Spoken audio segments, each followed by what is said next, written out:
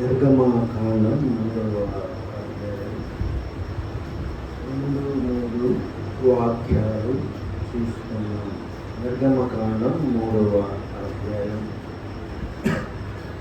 2-3 4 ఒక పొద నడిమిన అగ్ని ద్వారాలో యెహోవా దూత అతనికి ప్రత్యక్షమయ్యాడు. అతడు చూచినప్పుడు అగ్ని వలన పొద మండుచుంది, కానీ పొద కాలిపోదు. అప్పుడు మోషే ఆ పొద ఎలా కాలిపోలేదో నేను వెళ్ళి ఈ గొప్ప వెంట చూచెదనను. దాన్ని చూచుటకు అతడు ఆ తప్పు వచ్చుట యెహోవా చూచాడు. దేవుడు ఆ పొద నడుము నుండి మోషే మోషే అని పిలిచాడు.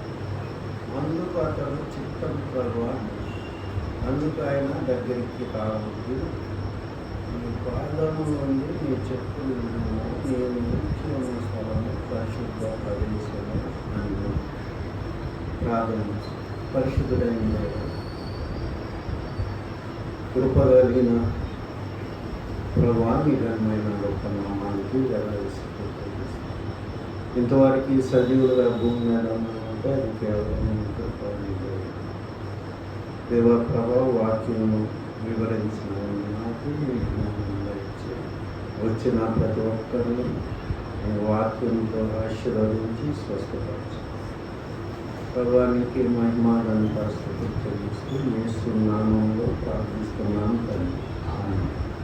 మనం ఏం చూస్తున్నామంటే మోషే తన జీవితం తాను కొనసాగిస్తూ ఉండగా దేవుడికి ఒక పని అవసరమైంది మోషే. మనం ఏమనుకుంటామంటే దేవుడికి ఏం కొట్టలేదు, అన్నీ ఆయన దగ్గర ఉన్నాయి అనుకుంటాం. కానీ దేవుడికి కూడా కొంత అవసరతలు ఉన్నాయని దేవుని వాక్యాన్ని బట్టి మనం అర్థం చేసుకుంటాం. అప్పుడు మొదటి సమయంలో కూడా మరి ప్రవక్త లేడు, అక్కడ సరైన ప్రవక్త లేడు. అక్కడ ఉన్న ఏలి ప్రవక్త ఆయన కుమారుడు సరైన రీతిలో లేరు. కాబట్టి దేవుడు ఇంకొక వ్యక్తి కోసం ఎదురు చూసేటప్పుడు మరి హన్నా ప్రార్థన చేసి, దేవా, నువ్వు నాకు మగబిడ్డని ఇచ్చినట్లయితే నేను నీకు ఇస్తాను అని చెప్పినప్పుడు దేవుడు ఎంతో సంతోషించి ఆ గర్భం తెరిచి మగబిడ్డని ఇచ్చాడు. ఎందుకంటే దేవుని అవసరత మరి సమయం తీరుస్తాడని దేవుడికి తెలుసు. అట్లా ఇక్కడ మోషే కోసం దేవుడు వచ్చాడు. మనం ఏం ధ్యానం చేసుకుంటున్నామంటే ఈరోజు గాడ్ ఎక్స్పెక్ట్స్ రెవరెన్స్. దేవుడు మన నుంచి ఒక మర్యాద కోరుకునే దేవుడై ఉన్నాడన్నమాట. ఆ మోషే అక్కడ మండుచున్న కొత్త దగ్గరికి వెళ్ళాడు. వెళ్తే దేవుడు ఏమంటున్నాడు, నీవు నిల్చున్న స్థలం పరిశుద్ధ స్థలం, చెప్పులు ఇచ్చిపెట్టి నువ్వు ఇక్కడికి రా, లోపలికి రా అని మాట్లాడుతున్నాడు. అంటే అర్థం ఏంటంటే దేవుడు ఎక్కడో ఉన్నాడు, మనం భూమి మీద ఉన్నాము. కాబట్టి దేవుడు ఎప్పుడు కూడా మానవ నుంచి గౌరవం కోరుకునే దేవుడై ఉన్నాడు. మనకి గ్రంథంలో చూడనక్కర్లేదు. నేను తండ్రిని అయితే మరి నాకు ఇవ్వాల్సిన గౌరవం ఏమైంది? మరి నా సన్నిధికి మరి గుడ్డి పశువుల్ని, కుంటి పశువుల్ని మీరు తెస్తున్నారు, మీ అధికారికి మరి అలాంటి మీరు ఇస్తారా అని దేవుడు ఇశ్రాయేలు ప్రజల్ని హెచ్చరిస్తున్నాడు అన్నమాట. కాబట్టి దేవుడు గౌరవం మర్యాద కోరుకునే దేవుడు.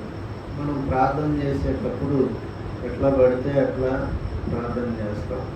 నాకు ఒకసారి ఒక ఆయన మదనపల్లి రాజశేఖర్ అని నేను వాక్యం చేస్తా, మరి ఏమన్నాడంటే పండుకునైనా మీరు ప్రార్థన చేయొచ్చు అన్నా. ఆ మాటను బట్టి నేను ఒక్కోసారి పండుకుని ప్రార్థన చేశాను. కానీ అది కరెక్ట్ కాదని తర్వాత కొంతమంది ఇంగ్లీషు స్పీకర్ల వాక్యం విన్న తర్వాత నేను తెలుసుకున్నాను.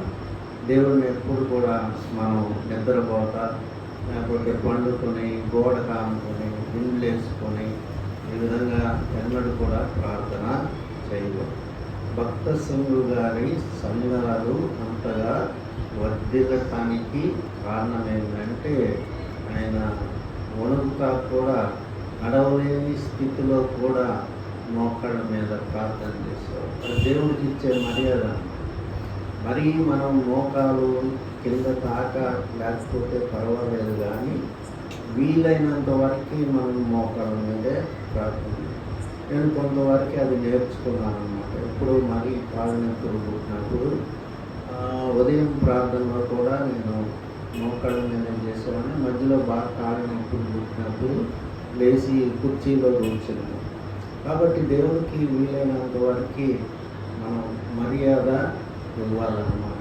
మన కాన్సన్ట్రేషన్, మన సిన్సియారిటీ ఆయన చూసే దేవుడై ఉన్నాడన్నమాట. ఏదో అలవాటు ప్రకారంగా ఆవలింతలతో ప్రార్థన చేయకూడదు. చాలా సీరియస్గా మన ముందు ఉన్న దేవుడు సజీవుడైన దేవుడు, మరి ఆయన ప్రతిదీ కూడా గమనించే దేవుడని మనం తెలుసుకోవాలన్నమాట.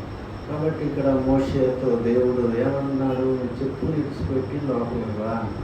మనం ఏమంటాం, కొంతమందిని పర్వాలేదు లోపలికి రా, కానీ దేవుడు అలాగూ కాదు. మనం అంటే మానవుడు. ఆయన పరిశుద్ధుడు, కోట్ల దూతల చేత పరిశుద్ధుడు పరిశుద్ధుడు అని కొనియాడబడే దేవుడు. యెషయా ప్రవక్త మరి అయ్యో అపవిత్రమైన పెదవులు గలవాడిని దేవుని చూసినప్పుడు మరి ఆయన సాగిలు పడి మరి నేను అపవిత్రమైన పెదవులు గలవాడిని, అపవిత్రమైన ప్రజల మధ్య ఉంటున్నాను అని ఏడ్చినట్లు మనం చూస్తాము. అందువల్ల మనం చేసే భక్తి కొద్దిగా కావచ్చు, 10 నిమిషాలు చేయొచ్చు ప్రార్థన. దీర్ఘకాలపు ప్రార్థనలు గంటలు చేయటం కంటే మన హృదయాన్ని సీరియస్గా పెట్టి ఆత్మతో సత్యంతో ఆయన ప్రార్థన చేసినప్పుడు ఆయన తలుపులు తెరుచుకుంటాయి అన్నమాట. అలవాటు ప్రార్థనకి ఆయన ఏమాత్రం కూడా స్పందించే దేవుడు కాదు. కాబట్టి ఇక్కడ దానియేలు గ్రంథం 6వ అధ్యాయం 10వ వాక్యంలో మనం ఏం చూస్తామంటే, చదవండి.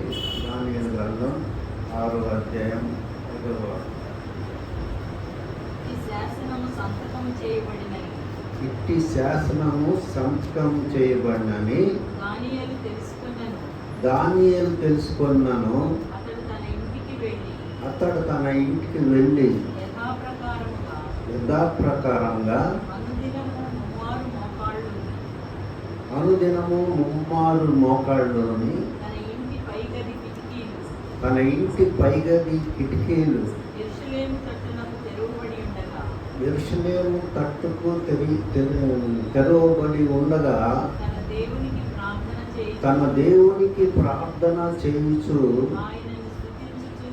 ఆయనను స్తుతించుచు వచ్చాను. కాబట్టి ఆయన ఏదో మొన్న కూర్చొని చేసుకున్నాను ప్రార్థన, జనాలకు అందరికి కనపడుతున్న ఎందుకు శాసనం ఉంది, ఆజ్ఞ ఉంది. మరి నేను అట్లా మోకాళ్ళ మీద ప్రార్థన చేస్తే మరి అది రాజుకు తెలుస్తుంది, నన్ను సింహం గోరులో వేస్తాడని అనుకోలేదు. తన ప్రాణాన్ని కూడా లక్ష్య పెట్టకుండా ఆయన ముమ్మారు ప్రార్థనించారు. అంటే అది ఒక గొప్ప ఆత్మీయ స్థితి. ఆ స్థితిలోకి అందరూ ఎదగలేదు. కాబట్టి ఆ స్థితిలోకి ఎదగాలని కోరిక మనకి ఉండాలి. కాబట్టి ఇప్పుడు ఏం చేస్తున్నారు, క్రైస్తవాన్ని కొడుతున్నారు. ఉన్న మరి సూర్యాపేటలో మరి 4-5 కలిసి పాటలు పాడుతుంటే కత్తులు పెట్టి పొడిసేయడానికి అప్పుడు వచ్చి అలాంటి భయంకరమైన పరిస్థితిలో ఉన్నాము. మరి కృష్ణమ్మ నాయుడు అనే ఒక వ్యక్తి ఆయన మారు మనసు పొంది చక్కగా కౌంటర్ చేస్తున్నాడు. ఇవన్నీ కూడా క్రైస్తవులని దాడుని అన్నీ కూడా ఆయన మరి ప్రవీణ్ పగడాల చంపినందుకు, ఆ తర్వాత షాలెం రాజు మినిస్ట్రీస్లో నీళ్లు ఆపినందుకు ఆయన చక్కగా మాట్లాడుతున్నాడు. క్రైస్తవులు ఏం చేస్తున్నారు, నీకు ఏం నష్టం చేస్తున్నారు, వాళ్ళ వల్ల నీకు ఉపయోగమే కానీ నష్టం లేదు కదా, శాంతియుతంగా బ్రతికేవాడిని, మీరు ఎందుకు ఇబ్బంది పెడుతున్నారు? నేను ఒకప్పుడు హిందువుని, నేను ఒకప్పుడు హంసకుని, మరి నాకెంతో నెమ్మది దొరికింది యేసు ప్రభులోకి వస్తే. కాబట్టి నేను ఎంతో శాంతియుతంగా గడుపుతున్నాను. నాకున్న ఆస్తి అంతా కూడా అమ్మి నేను దేవుని సేవకి పెడతాను అని చెప్తున్నాడు ఆయన. మీరు కూడా చూడవచ్చు. ఆయన పేరు కృష్ణం నాయకుడు. ఇంకో పేరు ఏంటంటే కిరణ పాల్. తర్వాత దేవుడికి కావాల్సింది ఏంటంటే ఉదయం అంతతో కూడా ఆయనకి ప్రార్థన చేయాలి. అదేవిధంగా అన్న ఉదయాన్ని కుమ్మరించిందని ఉంటుంది. తర్వాత మనం యెహోషువ గ్రంథం చూస్తే 5వ అధ్యాయం 14-15 వాక్యంలో 5వ అధ్యాయం 14-15 వాక్యంలో యెహోవా దూత కనపడినప్పుడు నువ్వు ఎవరి పక్షాన ఉన్నావా అంటే సైన్యములకు అధిపతి యెహోవా పక్షాన ఉన్నానని చెప్పినప్పుడు సాష్టాంగపడి నమస్కారం చేస్తాడు. యెహోవా అంటే కింగ్, యెహోషువ అంటే కింగ్ అన్నమాట. మోషే తర్వాత మోషే అంతటోడు. చూడండి, అది 5వ అధ్యాయం 14-15 వాక్యం.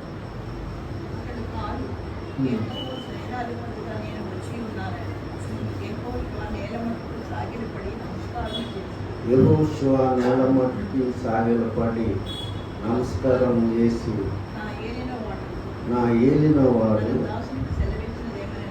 తన దాసుడికి సెలవిచ్చుందేమని అడిగాను. అందుకు యెహోవా సేనాధిపతి, నీవు నిలిచి ఉన్న స్థలం పరిశుద్ధమైంది, నీ పాదరక్షకుల్ని తీసివేయమని యెహోషువతో చెప్పగా యెహోషువ అలాగూ చేశాడు. కాబట్టి దేవుడు మరి ఎక్కడో ఉన్నాడు. ఆయన పాట పాడేటప్పుడు మనం మనసు పెట్టి పాడతాం. నేను ఇలాంటి తప్పులు ఎన్నో చేశాను. పాట పాడేటప్పుడు మనసు పెట్టి పాడనప్పుడు సార్. కానీ ఇవన్నీ వాక్యాలన్నీ ఇంకా ఉంటే మనం ఎంత పాపం చేస్తున్నాం అనేది మనకి అర్థం ఉంటుంది. పాట మనసు పెట్టి పాడాలి.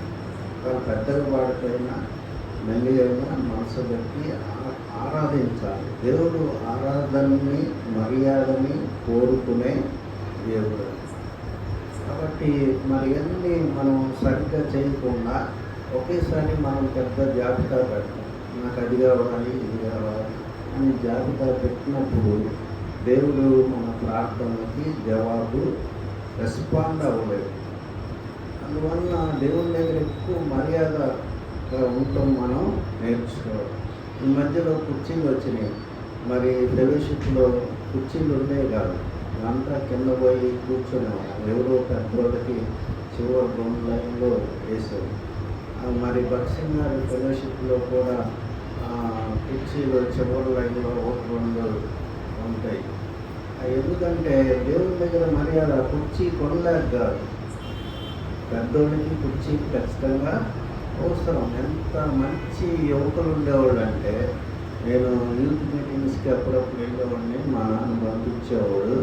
వెళ్ళినప్పుడు ఎంత మంచి కుర్రోళ్ళు ఆ మీటింగ్స్లో ఉండేవాళ్ళు.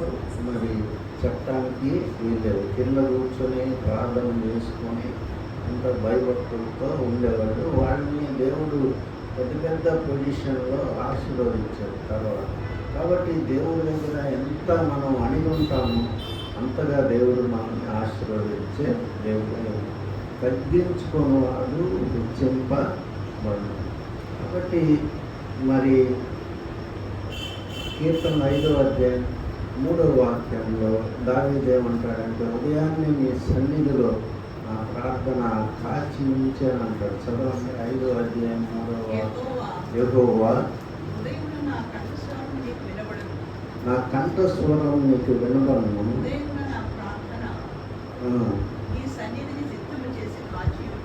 ఉదయం నా ప్రార్థన నా సన్నిధిని సిద్ధం చేసి కాచి ఉంచు.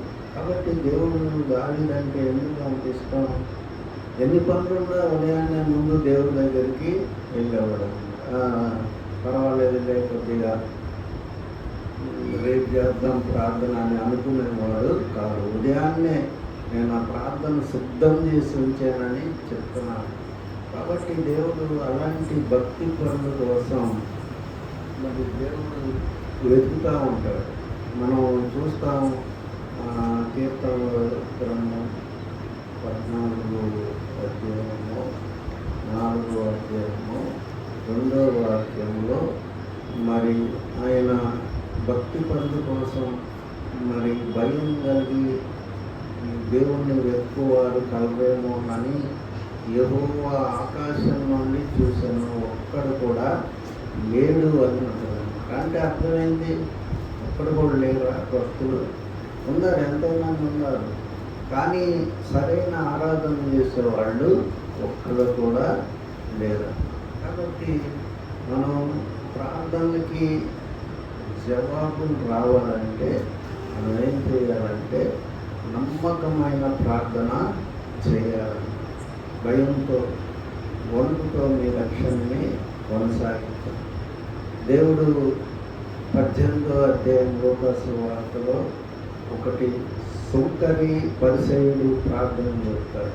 సుంకరి ఆకాశం వైపు చూడటానికి కూడా ధైర్యం కాక రొమ్ము కొట్టుకొనొచ్చు ప్రార్థన నన్ను పరిసయ్యుడు ఏమన్నాడు, నేను సుంకరులాగా వ్యభిచారిని కాదు, దొంగని కాదు, మరి మోసగాన్ని కాదు, నా సంపద అంతట్లో నేను 10వ వంతు ఇస్తాను, పుదీనా జీలకర్ర అంతా ఇస్తాను, మరి వారానికి 2 మార్లు నేను ఉపవాసం ఉంటాను అని ప్రార్థన. అది ఒక నిర్లక్ష్యమైన ఒక గర్వంతో కూడిన ప్రార్థన. అలాంటి ప్రార్థనకి దేవుడు ఆర్పించే దేవుడు కాదని దేవుడి దగ్గర మనం తగ్గించుకోవాలి. ఎందుకు తగ్గించుకోవాలి? మొట్టమొదటిగా ఆయన మనం సృష్టించాడు. మనం ఆయన వారము, ఆయన మేపు గొర్రెలమని 2వ కీర్తనలో ఉంటుంది. కృతజ్ఞత స్తుతులతో ఆయన గుమ్మములో ప్రవేశించుది అని ఉంటుంది. కాబట్టి మనం ఎంతగా ఆయన గౌరవిస్తామో, give respect and take respect అనే ఉండదు. ఆయన కూడా మనకి అంతగా గౌరవించే దేవుడై ఉన్నాడు. మోషే ఎంతో సాత్వికుడు, దీన మనసు కలిగినవాడు. మోషే అని ఒక మాట అంటే మిరియాము, అహరోను దేవుడు వెంటనే దిగి వచ్చాడు. ఎంతగా కడిగిపోయాడో చూడండి దేవుడు. నా సేవకుడైన మోషేని మీరు అనటానికి ఎంత ధైర్యం మీకు అన్నట్లు మాట్లాడతాడు. అందరితో నేను దర్శనాలతో మాట్లాడతాను, నా సేవకుడైన మోషేతో నేను ముఖాముఖిగా మాట్లాడతాను.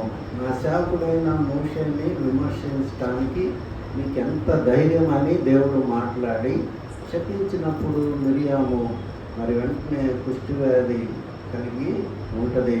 కొన్ని రోజులు ఆమె పాలను బయట పెట్టి మరి ఏదో మెథడ్ చెప్తాడు ఆయన, రెమెడీ. ఆ తర్వాత ఆమె సమాజంలో చేరుద్ది. మిరియాము వలన వాళ్ళ ప్రయాణం కూడా ఆగిపోతాడు. కాబట్టి దేవుడు మర్యాద, రెవరెన్స్ కోరుకునే దేవుడై ఉన్నాడు. ఎంత భక్తి శ్రద్ధలతో మనం ఉంటామో మన పిల్లల్ని దేవుడు ఆశీర్వదిస్తాడు. కాబట్టి ఒక్క భక్సింగ్ గారి వలన దేవుడు వేల సంఘాలని ప్రపంచంలో దేవుడు ఆయనకి ఇచ్చాడు. మరి ఆయన ఎక్కడికన్నా వెళ్ళినప్పుడు పులిపేట దగ్గరికి వెళ్ళగానే ఆయన చేసే మొదటి పని ఏంటంటే 2 నడిపించుకెళ్తారని. గబుక్కునే మోకాళ్ళ మీద అక్కడ ఉండి కొంతసేపు ప్రార్థన చేసి లేచి కూర్చుంటాడు అన్నమాట. మనం అదేదో ఒకలాంటి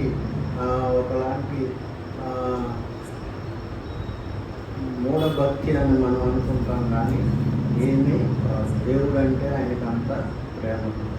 తర్వాత మనం 2వ దినవృత్తాంతాలు 20వ అధ్యాయం మనం చూసినట్లయితే అక్కడ యెహోషాపాతు అనే రాజు ఉన్నాడు. మరి ఆయన మీద గొప్ప సైన్యము దండెత్తి అమ్మోనీయులు, మోయాబీయులు, ఇంకా ఇంకొక జాతి ఆయన మీద దండెత్తి వచ్చినప్పుడు ఆయన భయపడి ఆ యొక్క దేవాలయం దగ్గరికి వెళ్ళి ఆయన మనుషులందరికీ ఉపవాసం ఉన్నామని చెప్పి ఆయన ప్రార్థన చేసినప్పుడు ఆ సీరియస్నెస్ దేవుడు చూశాడు. చూసి వెంటనే ఒక ప్రవక్త ద్వారా మాట్లాడించి యుద్ధం నీది కాదు నాదన్నాడు అని ఒక వింత రీతిలో యుద్ధం అంటే ఒక్కడు కూడా కత్తి తీసుకోకుండా పాటలు పాడుకుంటా వెళ్ళి వాళ్ళే ప్రత్యర్థులే ఒకరినొకరు పొడుచుకొని చనిపోతే వాళ్ళని దోసుకోవటానికి వాళ్ళకి 3 రోజులో 8 రోజులో పట్టిందని. కాబట్టి అలాంటి ఆశ్చర్యకారుడు అద్భుతకారుడు మన దేవుడైన యెహోవా. ఎందుకని దేవుడు అంతగా మరి హెల్ప్ చేశాడు వాళ్ళకంటే యెహోషాపాతు ఆయన చేసిన ప్రార్థన చాలా గొప్పది. ఈ యొక్క స్నేహితుడైన అబ్రహాంతో నువ్వు చేసిన నిబంధన జ్ఞాపకం చేసుకో అన్నాడు. నువ్వు ఈ దేశాన్ని మాకు ఇచ్చావని చెప్పాడు. నువ్వు ఎంతో భూమి ఆకాశాన్ని సృజించిన దేవుడు అని ప్రార్థన చేశాడు. కాబట్టి మరి దేవుడి దగ్గర ఎంతగా తగ్గించుకుంటాము, ఎంతగా వణుకుతాము మనం. ఇప్పుడు మోడర్న్ స్టైల్లో ఎవ్వరు కూడా సరైన భక్తి చూపెట్టలేదు. అది నేను గమనించాను అన్నమాట. పాటలు పాడేటప్పుడు కూడా ఎంత జుట్లు వేసుకుని ఏదేదో కొత్త రీతారా ఏయో పాడుతూ ఉంటాం. అది సరైన పద్ధతి కాదండి. మరి భక్సింగ్ గారి సహవాసంలో 2-3 హార్మోనియం తీసుకొని హృదయపూర్వకంగా పాడతారు పెద్దోళ్ళు. అదైనా ఆ గొంతులు కూడా పెద్ద శ్రావ్యంగా ఉండవు. అయితే రివరెన్స్ ఒకలాంటి భక్తితో అందరూ కలిసి ఏకకంఠంతో పాడుతూ ఉంటారు. కాబట్టి దేవుడు మనం చేసే ప్రతి దాన్ని కూడా ప్రతి ఇంచి కూడా ఆయన పరిశీలించే దేవుడై ఉన్నాడు. ఆయన పరిశోధించే దేవుడు. కాబట్టి మన ప్రతి విషయంలో మనం మరి దేవుడికి లెక్కప్పజెప్పాల్సి ఉంటున్నాము. అందువలన మరి మనం ఆత్మతో సత్యంతో దేవుణ్ణి ఆరాధించేవారు ఆత్మతో సత్యంతో ఆరాధన. నీ ఇష్టం వచ్చినట్టు నువ్వు ఆరాధించడానికి వీల్లేదు. కాబట్టి చాలామంది అంటారు మా యొక్క నూతన సంఘంలో మంచి ఆరాధన ఉంటుంది అంటారు. ఇంకొకరు మా సంఘంలో మంచి ఆరాధన. అట్లాగే చాలామంది చెప్పుకుంటారు. కానీ దేవుణ్ణి ఆరాధించే విధానం ఒకే ఒక విధానం. అదేంటే అంటే ఆత్మతో సత్యంతో ఆయన ఆరాధించాలి. ఆయన ముందు సాగిలపడాలి. ఆయన్ని మరి మనం పైకి ఎత్తాలి. చివరిగా ఒక వాక్యం మనం ముగించుకున్నాం. ప్రసంగి గ్రంథం 5వ అధ్యాయం